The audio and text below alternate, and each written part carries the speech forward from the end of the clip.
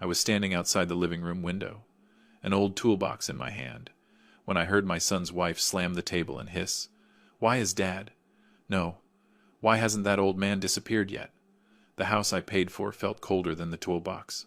Wind off Lake Tahoe. I had sold my entire working life to keep this family standing, and now I was the obstacle.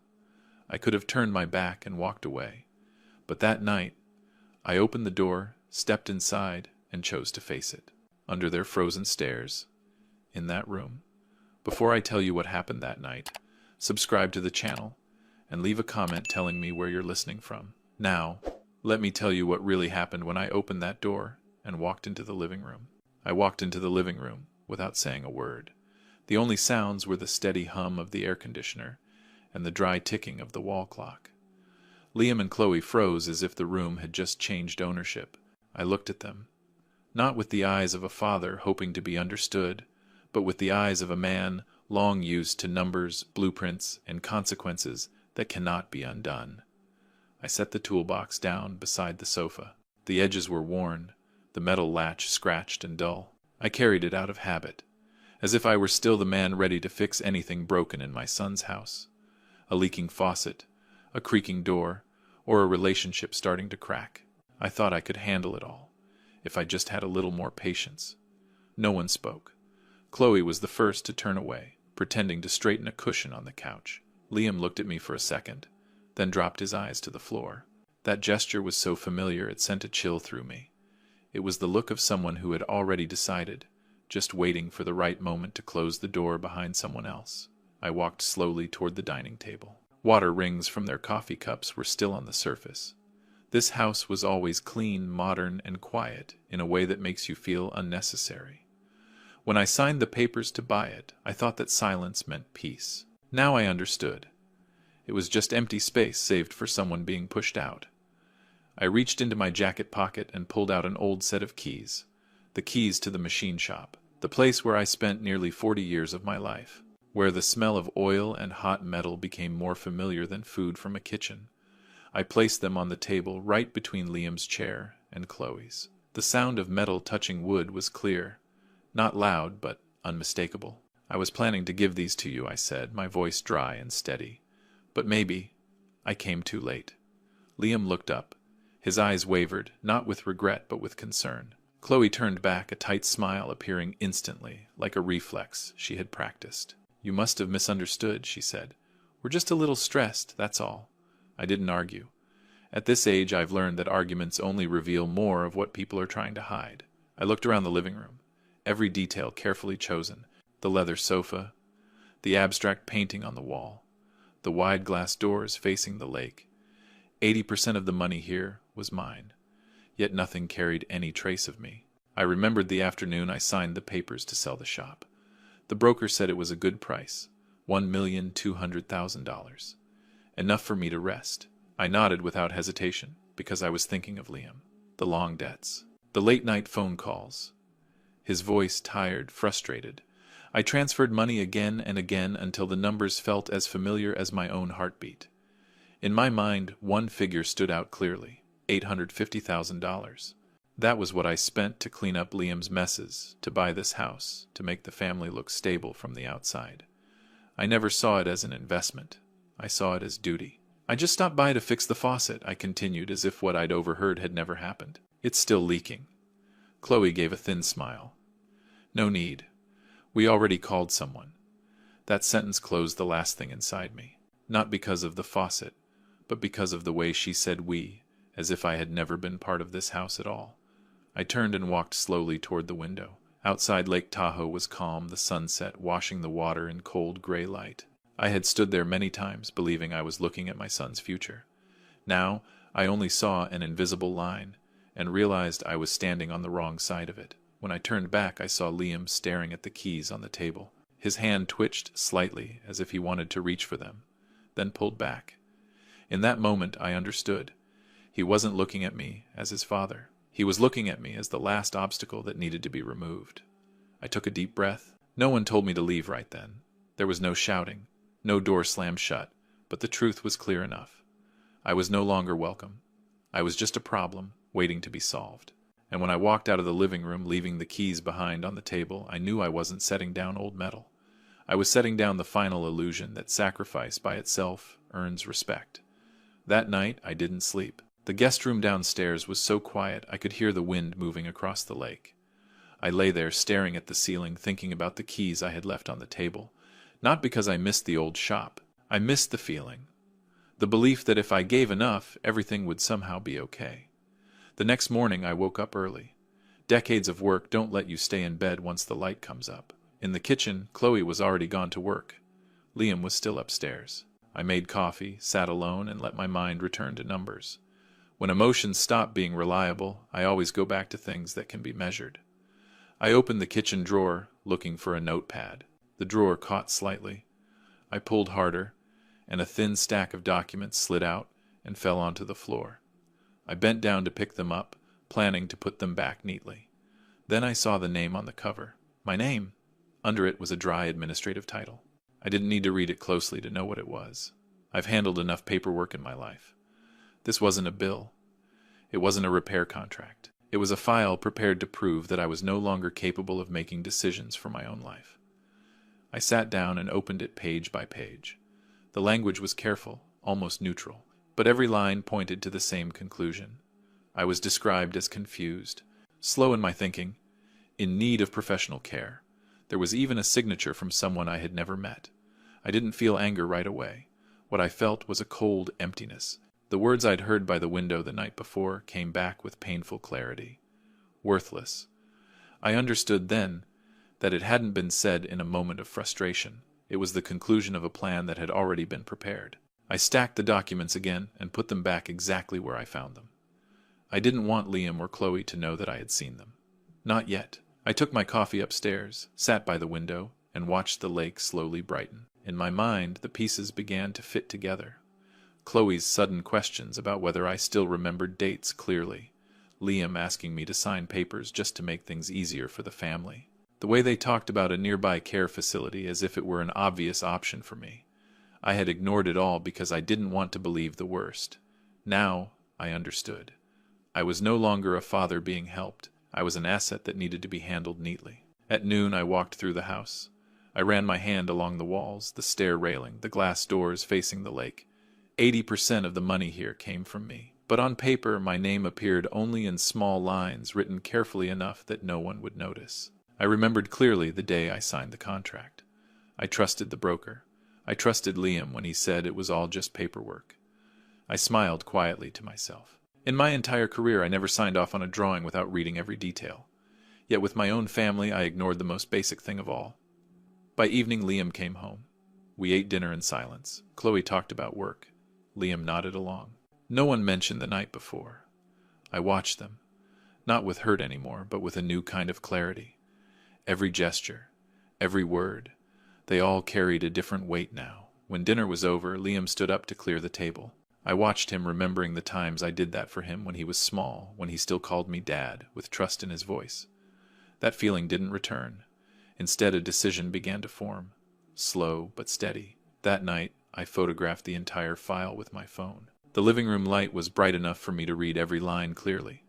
I worked quietly, without rushing. Each photo was a step of pulling myself out of the role of the passive man. When I finished, I sat there staring at the screen. I realized the most painful part wasn't the possibility of being sent somewhere. What I couldn't accept was that they had decided for me, inside a house built with my own sweat. I put the phone away, stood up, and looked out at the lake once more. The water was growing dark, reflecting distant lights.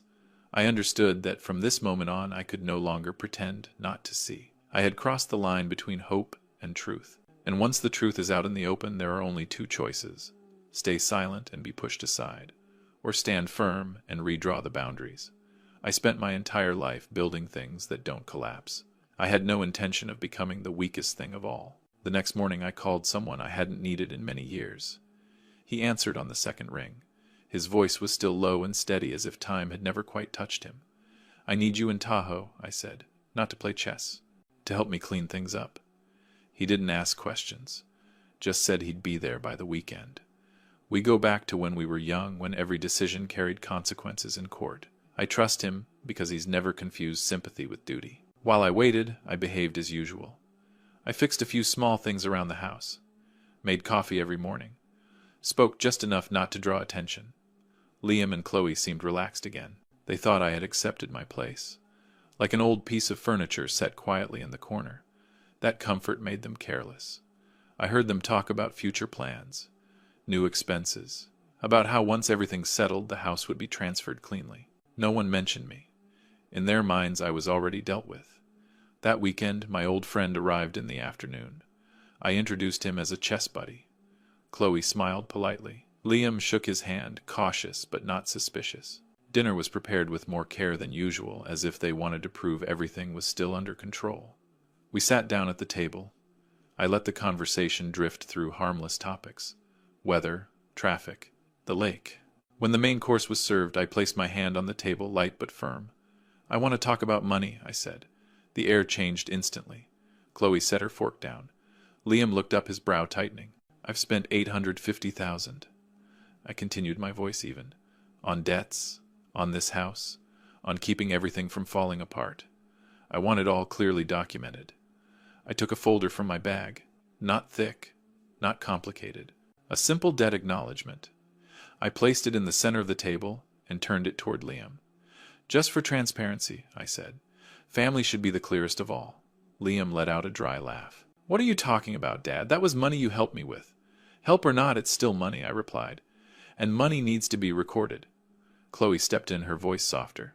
"You're making this tense for no reason." I looked straight at her. Tension started when people decided I no longer understood what was happening. Silence stretched. My friend said nothing. He just watched. Liam pushed the papers away. "I'm not signing," he said. "There's no reason." I nodded as if I expected that. I took out my phone, set it on the table, and slid it toward them. "Then I'll explain the reason," I said. I opened the photos I had taken. Page after page appeared clearly on the screen. My name, the cold descriptions. Chloe's face drained of color. Liam stared at the screen, lips pressed tight. "You were planning to use this," I said slowly, "to decide for me." Chloe jumped to her feet. "You don't understand." "I understand perfectly," I cut in. "Enough to know this isn't a misunderstanding." There was no pretending anymore. Liam slammed his hand on the table, his voice rising. "You can't do this to me." I looked at him. No anger left. Only the fatigue of someone who has already seen the ending. "I'm not doing anything," I said. "I'm just done closing my eyes." I turned to my old friend. He gave a small nod, a signal that it was time. I took out another set of papers, thinner, and placed them on the table. When I signed the house contract, I said I added one condition. I pointed to the marked line. "Lifetime residency. No one can force me out of here, unless I choose to leave." Liam read it, his face hardening. Chloe stepped back as if the room had suddenly shrunk. "I'm not going anywhere," I said. "But this stops now." No one answered. Dinner ended in silence. My friend stood, thanked them politely, then looked at me. I nodded. We both knew the hardest part was over. What remained was just consequences. After they left the table, I stayed seated, looking at the papers lying still. I didn't feel victorious. I just felt like I had straightened a pillar that had been knocked out of place. That night I stood on the porch, listening to the wind coming off the lake. I knew I had shifted from being passive to being in control, not for revenge, but to make sure that from this point on no one would ever decide my life without me again. After that dinner, the house was no longer the same. No one said it out loud, but every step became more careful. Liam avoided my eyes. Chloe moved softly, as if afraid of dropping another piece of the truth. I stayed, not as a guest, but like evidence they couldn't put away. The night came slowly. I sat in the living room, reading through the papers I had placed on the table the night before, not to find anything new, but to make sure I hadn't been mistaken. At this age, I don't allow myself to act on sudden emotion. Everything I do has to hold up when daylight shines on it. Close to midnight, I heard hurried footsteps from upstairs. Not normal movement. There was urgency in it. Impatience. I stood and walked slowly toward the stairs. The hallway light flicked on. Liam was standing there, a stack of papers in his hand. He startled when he saw me. "Dad, you're not sleeping?" he asked, the tension clear in his voice. "I sleep when things are settled," I said. His eyes darted toward the living room where the file was still on the table. I didn't need to ask what he was planning. When people lose control, their first instinct is always to erase the evidence. Put them down, I said. I didn't raise my voice. Liam didn't listen. He turned and moved quickly toward the back door. I followed, unhurried. Outside, the wind off the lake was colder. Moonlight spilled across the concrete patio, making everything painfully clear. You don't have the right to keep those, Liam said, his voice tight. I have the right to keep the truth, I replied. He stopped and turned to face me. In that moment, I didn't see my son. I saw a man backed into a corner, afraid because his calculations were no longer in his hands. He stepped forward as if trying to move past me. I didn't step back. I stood still, solid the same way I once stood in front of machines that weighed several tons. Finally, he let go. The papers fell to the ground. No shouting, no chaos. Just a truth stopped before it could disappear. We stood there for a few seconds. Then another voice came from behind us. Grandpa. I turned. Sarah stood in the doorway, a jacket thrown on hastily, eyes red, but steady. In her hand was a phone, the screen still lit. I looked at it and understood immediately. I heard everything Sarah said, her voice shaking but clear. Not just tonight. Liam spun around. What are you doing? He snapped. Sarah didn't answer her father. She walked over and stood beside me. I recorded it, she said. The times they talked about you. The times they said it was almost done. Just a little more. The air drained out of the space. Chloe appeared in the doorway, her face going pale when she saw the phone in her daughter's hand. She opened her mouth, then closed it again, as if every explanation had already expired. I looked at Sarah. You didn't have to do that. I know, she said, but I didn't want you to face this alone. In that moment, something inside me broke, and was stitched back together at the same time. Not joy, confirmation. That I wasn't entirely wrong to believe in family, even if that belief had been placed in the wrong hands. We went back into the living room. No one sat down. Sarah placed the phone on the table next to the papers. Everything lay there in the open. The silence now was heavier than any accusation. I think there's one more thing everyone should know, I said, breaking the quiet. Liam looked at me, his eyes empty. Chloe turned away, as if she already knew what was coming. I've invested, I said slowly. Not directly. Through an intermediary fund. Liam frowned. Invested in what? The company you work for, I replied. The words landed softly, but the impact was anything but. Liam stepped back as if realizing he was standing on ground that was no longer solid. He opened his mouth, then said nothing. Sarah looked at me surprised, but didn't ask. I didn't do it to monitor you, I continued. I did it because I didn't want everything I built ending up in the hands of people who don't understand its value. Chloe let out a dry laugh. You think you've won? I shook my head. No. I think the game is over. No one spoke after that. Enough truth had been laid bare. Everyone in the room had to face their part. Liam had nowhere left to hide behind excuses. Chloe had no script left to control, and Sarah, standing between it all, had chosen a side without being asked. That night, when everyone went to their rooms, I stayed in the living room. I picked up the papers and stacked them neatly. I didn't feel relieved. I just felt tired. The kind of tired that comes from carrying a weight for too long and finally setting it down. Outside Lake Tahoe was perfectly still. I looked out at it, knowing morning would come. But before the light arrives, there are nights that force people to look straight at what they tried to hide. And tonight, no one in this house could pretend not to see anymore. The next morning the house woke up more slowly than usual. No one was rushing. No one was avoiding anyone. It felt as if the night before had drained the last bit of noise from the place. I made coffee and stood by the window watching the lake wrapped in a thin layer of mist. There was no sense of victory, just enough calm to take a deep breath. Liam and Chloe came downstairs late. They didn't look directly at me. I wasn't waiting for that. Everything that needed to be said had already been said during the night. Now it was time to restore order the way I always did, with projects once the structural problems were finally exposed. I'm not asking you to leave right away, I said, when we were all seated at the table. This is still a family home. But starting today, things will be different. Chloe pressed her lips together. Liam gave a very slight nod, as if every movement had to be weighed. The basement is still empty, I continued. You can move down there, not as punishment, just to give everyone the distance they need. No one argued. Sometimes silence is the clearest form of agreement. All the money I've spent, I added, will be documented. Each month you'll repay a portion. Not because I need the money, because I need respect. Liam opened his mouth, then closed it again. Finally he said, I understand. I didn't respond. I knew that understanding takes time to prove itself. Sarah sat beside me, her hand resting on her teacup. She hadn't said much since everything came apart, but I saw something new in her, a steadiness, like she had crossed a threshold without anyone pushing her. After breakfast, Liam and Chloe began packing. I didn't help. I didn't supervise. I went outside, down to the small dock behind the house. The morning wind was cold but clean. I sat there watching the water ripple. In my hands was the old toolbox.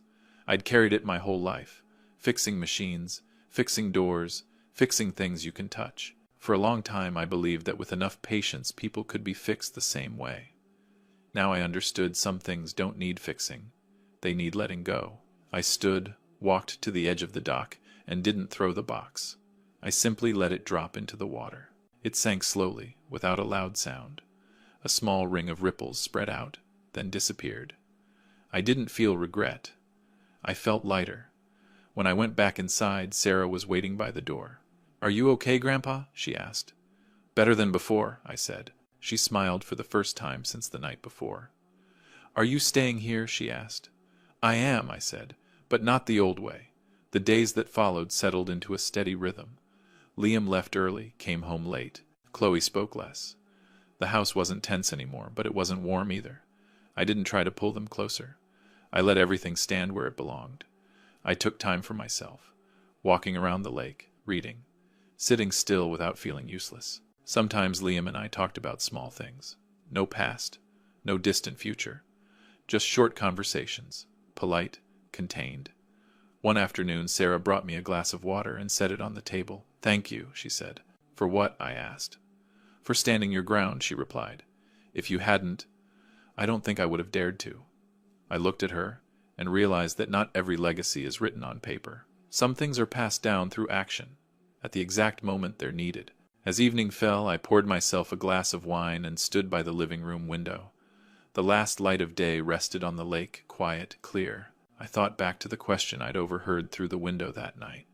Why hadn't I disappeared yet? Now I had the answer. I stayed to redraw the boundaries, to remind myself that sacrifice doesn't mean erasing who you are, to live the years I have left not as a burden, but as a man with worth even if he stands alone. I took a sip of wine and looked around the house, no longer foreign to me. I didn't need apologies. I didn't need promises.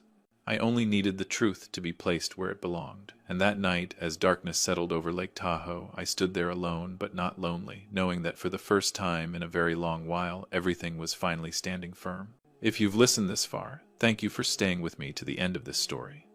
If it made you think about family, about boundaries, about respect, tap like to show your support. Subscribe so you don't miss the next story. And share this if you believe someone else needs to hear it. Your presence is the reason stories like this continue to be told. Thank you for listening.